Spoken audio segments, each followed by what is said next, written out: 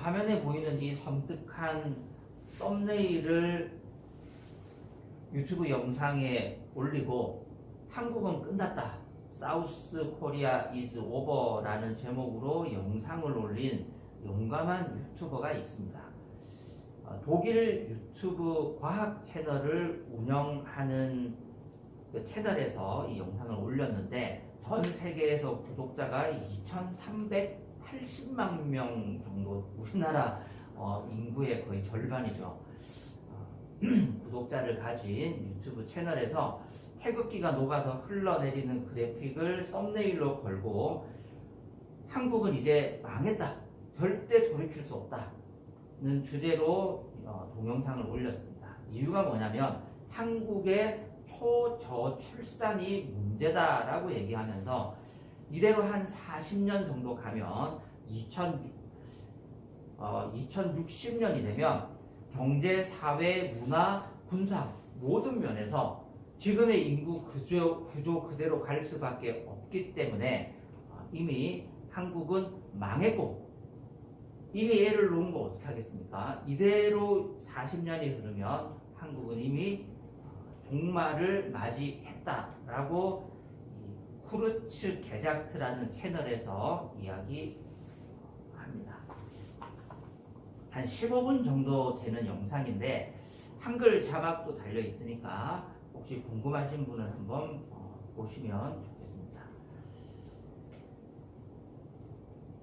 이 영상에 대해서 반박하는 사람들도 있었고 굉장히 심각한 경고로 받아들이고 허무맹랑한 소리만은 아니기 때문에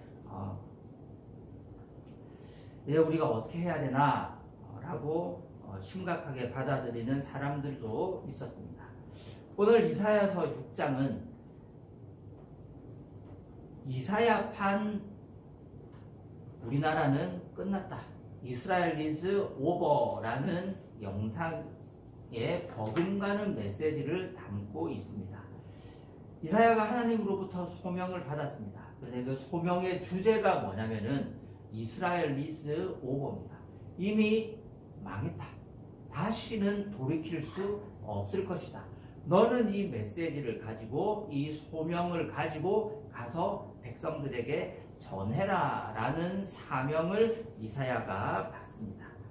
하지만 과연 하나님께서 이사야에게 주셨던 그 소명이 왕국의 멸망과 완전한 종말만 있었을까?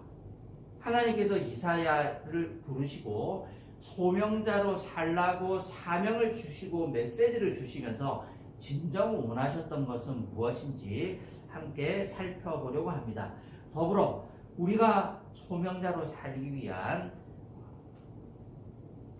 태도가 있다면 무엇인지 세 가지로 나누어서 살펴보려고 합니다. 먼저 1절에서 4절 단락에 보시면 우시야 왕이 죽던 때에 이사야가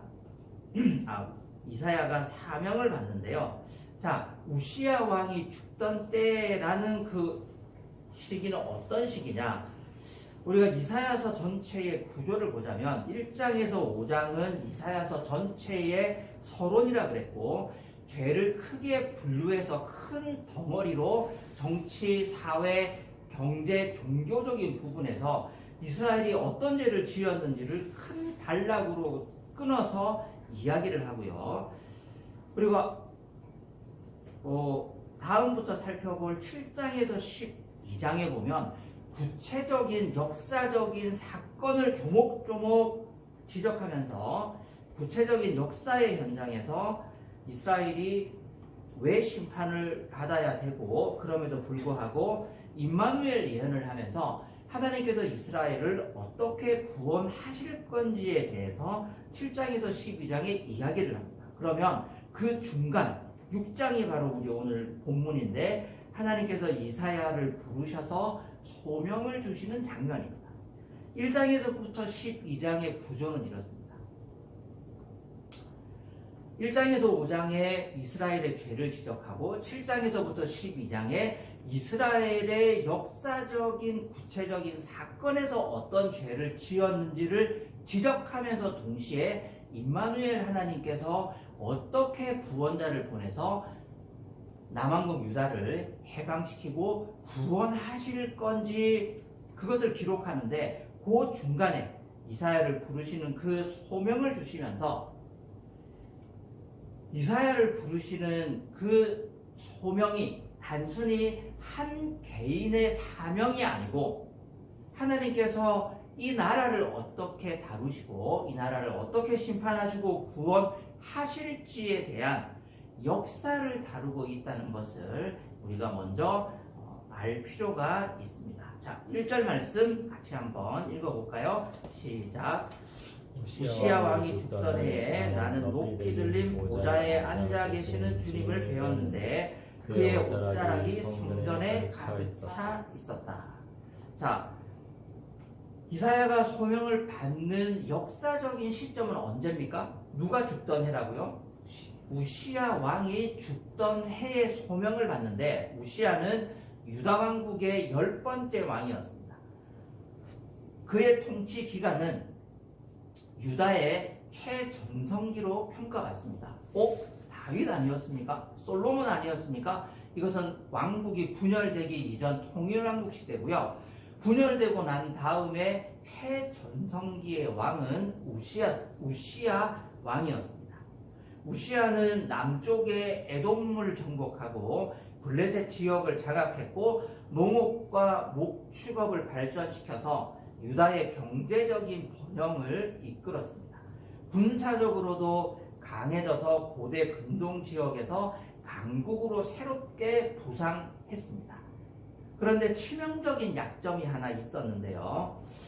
자, 역대하 26장 19절 말씀. 이 구절을 보시면 우시야는 성전한 분향단 옆에 서서 향로를 들고 막 분향하려다가 이 말을 듣고 화를 냈다. 그가 제사장들에게 화를 낼 때에 그의 이마에 나병이 생겼다. 역대하 26장 16절에서 21절을 보시면 우시야가 거듭된 정치, 경제, 군사적인 성공에 한껏 교만해져서 나중에 어디까지 들어가냐면 제사장들만 들어갈 수 있었던 성전에 들어가서 본인이 직접 예배를 집례하려고 했습니다. 그때 제사장들이 뜯어 말립니다. 왕이시여, 이것은 율법에 이른바 하나님의 종 제사장들에게만 허락된 일입니다. 왕이 이 일을 해서는 안 됩니다라고 말립니다. 여기 19절에 막 분향하려다가 이 말을 듣고 화를 냈다 할 때 이 말이 바로 방금 제가 했던 그 말입니다. 말씀으로 꾸짖으면 고쳐야 되는데 오히려 화를 내면서 기어이 분향단 앞에 서서 예배를 집례하려고 했는데 그 즉시로 어떻게 됐다고요? 우시야가 나병에 걸려요. 그래서 우시야 통치 말년에 어떻게 되냐면 그의 통치 기간이 총 52년 정도 됩니다. 그런데 마지막 12년은 그의 아들 요담 왕과 공동 통치 기간으로 산입이 돼요. 왜냐하면 나병에 걸려서 격리되어 있었기 때문에 죽지도 않고 12년을 더 살면서 아들 요담이 앞에 보이는 얼굴 마담은 실제로 하고 뒤에서 공동으로 통치하는 형태로 죽을 때까지 왕위에 앉아있게 됩니다. 이것이 우시야의 비참한 난로였습니다. 이사야가 하나님으로부터 소명과 메시지를 받을 때의 상황이 바로 이랬습니다. 남왕국 유다는 최전성기였습니다. 굉장한 강대국으로 새롭게 거듭났습니다. 그런데 그 강력한 군주 우시야가 마지막 통치 말년에 한껏 교만해져서 자신이 직접 하나님 앞에 들어가서 예배를 집례하려다가 하나님께서 치셔서 나병에 걸려서 왕궁에 출근도 하지 못하고 유폐되어서 비참한 말로를 맞이하다가 죽던 그 마지막 해에 왕이 숨을 거두는 바로 그 해에 하나님께서 이사야를 부르신 겁니다. 비록 나병에 걸려 있기는 했지만 강력한 왕이 죽음을 앞두고 있었던 국가적인 위기 상황에 하나님께서 이사야를 부르셨던 거죠. 자, 우시야가 실패했던 장소가 어디였습니까? 성전이잖아요. 그런데 지금 이사야가 환상을 보는 장소가 어디예요? 본문 1절을 보시면 나는 높이 들린 보좌에 앉아 계시는 주님을 배웠는데 그 환상 가운데 주님이 계신 장소가 어디입니까? 그의 옷자락이 성전에 가득 차 있는 것을 보면서 이사야의 소명이 시작되고 있습니다. 땅에서는 실패했습니다. 너무나도 강력한 왕이고 지혜로운 왕이고 나라를 잘 이끌었던 왕이었지만 비참하게 실패했던 그 왕이 성전에서 실패했는데 이사야는 환상을 볼 때 그럼에도 불구하고 하나님의 옷자락이 성전에 가득 차 있는 것을 보았습니다. 땅에서는 실패했지만 위에서는 실패하지 않았습니다. 하나님이 옷을 입고 있습니까? 하나님의 옷자락이 얼마나 크고 길면은 성전 안을 가득 채울 정도의 옷을 입고 있습니까? 이것은 비유적인 표현이죠. 땅에서는 실패했지만 하나님은 실패하지 않습니다. 이 지상의 강력한 군주는 나병에 걸려서 비참한 말로를 맞이했지만 하늘의 왕은 실패하지 않습니다. 하늘과 땅이 교차하는 바로 그 지점에 이사야의 환상이 시작되고 있습니다. 이 묘사는 다분히 의도적입니다. 우리의 실패가 있는 그곳에서 하나님의 영광이 시작됩니다. 사람은 실패할 수 있고 사람은 무너질 수 있고 사람은 나병에 걸려서 영광스러운 마지막을 끝까지 완주하지 못할 수 있지만 하나님은 그렇지 않습니다. 우리는 무너지고 우리는 실패하고 우리는 죄 때문에 삐걱거릴 수 있지만 하나님은 그렇지 않다는 것을 오늘 본문 1절의 이 묘사를 통해서 이사야가 의도적으로 이 성전에서 지금 돌아가신 우리의 왕은 실패했지만 그럼에도 불구하고 이 성전에 하나님의 옷자락이 하나님의 영광이 가득 차 있다. 3절을 보시면 거룩하시다 거룩하시다 거룩하시다 만군의 주님 온 땅에 그의 영광이 가득하다라고 스락들이 노래하는데 거룩 삼중창은 여기에만 나옵니다. 가장 강력한 이 지상의 왕이 죽었지만 가장 강력한 온 땅의 왕 우리 하나님은 거룩하고 거룩하고 거룩하시다. 그분의 역사와 그분의 통치와 그분께서 하시는 일은 절대로 실패하지 않는다라고 노래하고 있습니다. 우리는 실패할 수 있습니다. 우리는 잘못된 선택을 할 수 있습니다. 우리는 교만하게도 하나님의 성소에 들어가서 직접 분향하려고 죄를 짓다가 하나님께 징계받을 수도 있습니다. 우리의 실패가 우리의 끝이 아닙니다. 우리의 절망이 우리의 마지막이 아닙니다. 우리의 온몸에 나병이 나서 더 이상 어떤 것도 할 수 없어서 유폐된 것처럼 우리의 생이 끝나는 것처럼 보여도 하나님의 역사는 절대로 끝나지 않음을 믿으시기 바랍니다. 땅이 끝났다고 해서 하늘도 끝나는 것은 아닙니다. 이것이 이사야가 하나님으로부터 부름 받을 때에 그가 서 있던 교차로 한복판입니다. 이틀 후에 정말 중요한 선거가 우리나라에 있습니다. 인간 이재명이, 김문수가, 이준석이 우리의 대안이 아닙니다. 누가 되든 우리 그리스도인은 철저히 무너진 우리나라가 하나님의 은혜로 다시 세워지기를 기도해야 합니다. 개인적인 호불호에 따라서 좋아하는 후보도 있고 싫어하는 후보도 있고 아니면 이놈들이 너무 싫기 때문에 어쩔 수 없이 내가 어쩔 수 없다 이거는 그럴 수도 있습니다. 하지만 우리 그리스도인은 그런 태도로 투표장에 들어가서는 안 됩니다. 철저히 무너진 이 나라가 이 땅에서의 처절한 실패가 하나님의 은혜로 다시 세워지기를 꼭 기도하면서 투표하실 수 있기를 바랍니다.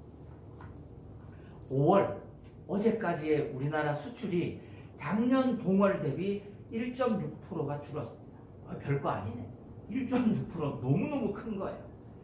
트럼프 관세 정책의 영향으로 위축된 바가 크다고 합니다. 그러면 그 전에는요?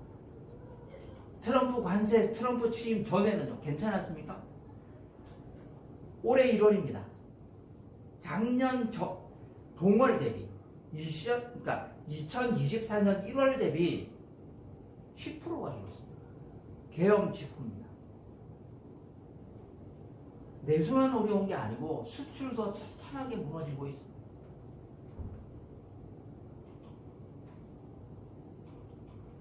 우리나라는 민주주의도 경제도 기적을 이룬 위대한 나라라는 교만에 가득 차 있었습니다. 하루아침에 나라가 이렇게 될지 아무도 생각지도 않았습니다. 우리나라의 부패와 윤리적인 타락과 빈부격차와 이기적인 마음들과 하나님을 대적하고 교만하게 높아진 우리 국민들의 마음을 볼 때 이것은 하나님의 심판이고 경고입니다. 다시 한번 이 땅을 고쳐주시고 하나님의 옷자락이 성전에 가득 찬 것처럼 우리의 실패를 다시 회복시켜 주시기를 기도해야 되지 않겠습니까? 6월 3일은 투표일 이전에 기도하는 날입니다. 누구를 찍든지 중요하지 않습니다. 어차피 인간 통치자가 우리의 대안은 아닙니다. 이 땅을 누가 다스리십니까? 하나님이 이 땅의 주인이시고 하나님이 이 땅을 통치하시는 유일한 한 분 왕이십니다. 그 하나님께서 우리의 실패를 용서해 주시고 다시 이 땅을 살려주시기를 간절히 기도하는 그날은 6월 3일 바로 회개하고 기도하는 날입니다. 선지자 이사야가 하늘과 땅의 교차로에 서서 우시야 왕이 실패했던 바로 그 성전에 하나님의 영광이 하나님의 옷자락이 온 성전에 가득 차고 거룩하다 거룩하다 거룩하다 거룩 삼중창이 심지어 계시록에도 나오지 않는 그 거룩하신 하나님의 영광이 온 성전에 가득 찬 환상을 보고 들었던 것처럼 우리의 마음에 새로운 소명이 새로운 소망이 다시금 회복되는 6월 3일이 그리고 우리의 삶이 될 수 있기를 간절히 바랍니다. 두 번째 단락 5절에서 9절을 보시면 부정한 입술에 숯불을 대어서 이사야를 회복시켜 주시는데요. 이것은 우리가 소명자로 살기 위한 영적 연대의식을 상징합니다. 자, 5절 말씀 같이 한번 굉장히 유명한 구절인데요. 같이 한번 읽어보겠습니다. 시작. 나는 불치였다. 재앙이 나에게 닥치겠구나. 이제 나는 죽게 되었구나. 나는 입술이 부정한 사람인데 입술이 부정한 백성 가운데 살고 있으면서 왕이신 만군의 주님을 만나 뵙다니. 찬송가도 있잖아요. 제단 숯불 내 입술에 대니 주여 나를 보내주소서. 나는 입술이 부정한 사람인데 입술이 부정한 백성 가운데 살고 있으면서 왕이신 만군의 주님을 만나 뵙다니 하면서 기도할 때 6절을 보시면 스랍들 가운데서 하나가 제단에서 타고 있는 숯을 부집개로 집어 손에 들고 나에게서 날아와서 어떻게 합니까? 어떻게 해요? 끔찍한 장면이 7절에 있는데 그것을 나의 입에 대며 말하였다. 숯불로 입술을 어떻게 해요? 지집니다. 이게 고문이지 이게 회복입니까? 아니 시뻘건 숯불을 이거 부지게 쥐는 왜 그러면 이거 도구를 써요? 네? 이걸 들고 와서 사람 입술에 지지면 이것은 가혹행위죠.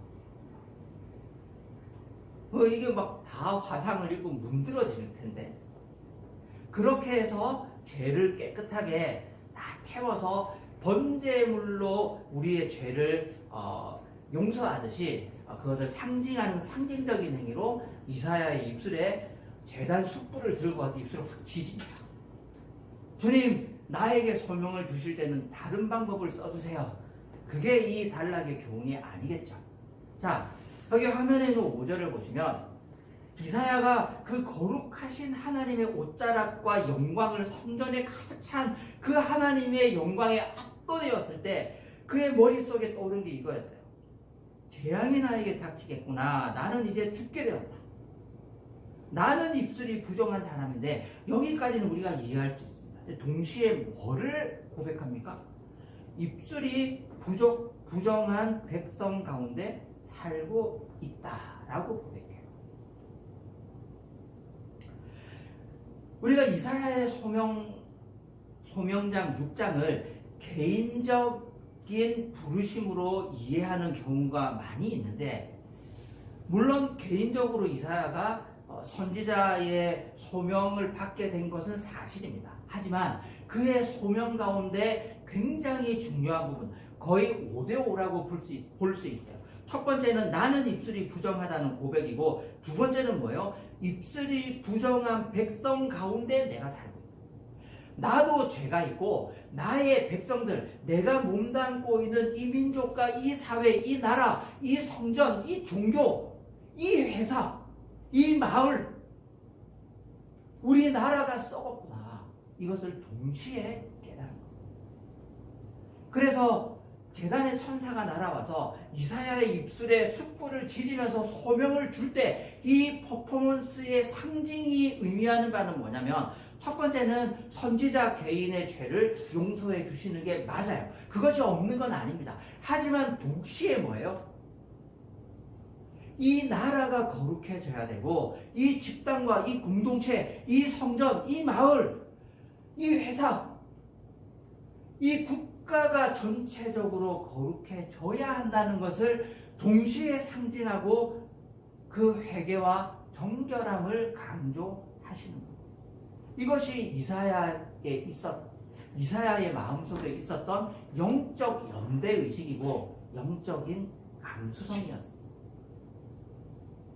이 퍼포먼스는요, 이 이사야의 개인적인 체험은 당시 유다의 종교적, 도덕적인 상태를 반영합니다. 우시아와 요담 시대를 겪으면서 경제적으로 번영했음에도 불구하고 우리가 앞선 1장에서부터 5장을 살펴보면서 다 봤잖아요. 사회적인 불의, 도덕적인 타락, 형식적인 종교의식, 윤리적인 부정부패, 빈부격차, 가난한 사람들에 대한 압제, 우리가 다 살펴봤잖아요. 입술이 부정하다는 인식은 당시 유다 사회 전반의 부패와 타락을 동시에 깨닫고 마음 아파하는 거예요. 우리가 하나님 앞에 설 때마다 내가 입술이 부정하기 때문에 하나님, 내가 지난 한 주간 동안에도 많은 죄를 짓고 여기에 왔습니다. 주여 나의 죄를 사하여 주십시오. 물론 그 기도도 해야 하지만 동시에 우리가 하나님 앞에 엎드릴 때마다 무엇에 마음 아파해야 합니까? 하나님, 이 나라의 불의와 부패와 하나님 앞에서의 교만을 용서해 주십시오. 제가 그것만 생각하면 너무나도 마음이 아픕니다. 그것만 생각하면 내 입술이 부정한 것처럼 내가 하나님 앞에 너무나도 두렵습니다. 주님, 나의 죄가 큽니다. 그 영적 감수성이, 영적 연대의식과 공동체의식이 살아있어야 우리가 소명자로 살아갈 수 있음을 믿습니다. 우리나라의 타락과 몰락을 보고 내 입술이 부정하다고 느끼는 영적인 감수성이 그 어느 때보다도 필요합니다. 노동자들이 일을 하다가 산재를 당해서 사망을 하거나 불구자가 되면, 아유, 나는 공부 열심히 해서 저런 직업 안 받아서 정말 다행이다. 아들아, 딸아, 너 공부 열심히 해야 돼. 이렇게 말한다면 그건 그리스도인이라고 볼 수 있을까요? 나중에 죽어서 하나님의 심판을 받고 천국은 갈 수 있을런지는 몰라도 정말 소명자로, 사명자로 살지 못한 사람의 입에서 나올 법한 말이에요. 아유, 나는 그런 일 안 해서 다행이다. 아유, 너 공부 열심히 해서 그러면 안 돼. 이렇게 얘기할 수 있다면 뭘 보고 자라겠습니까? 왜 저런 사람을 보호해 주지 못했을까? 왜 우리가 노동법의 사각지대에 있는 사람들을까지 신경 써주지 못했을까? 그것을 마음 아파하고 우리의 죄로 생각하면서 내 죄인 것 마냥 회개하고 아파할 수 있다면 그게 진짜 그리스도입니다. 이사야가 하나님 앞에 엎드려서 이제 나는 죽게 되었구나. 아니, 선지자가 죄가 많으면 얼마나 많다고 죽게 됐다고 고백하겠어요. 이사야는 그렇게 막 살았던 사람이 아닙니다.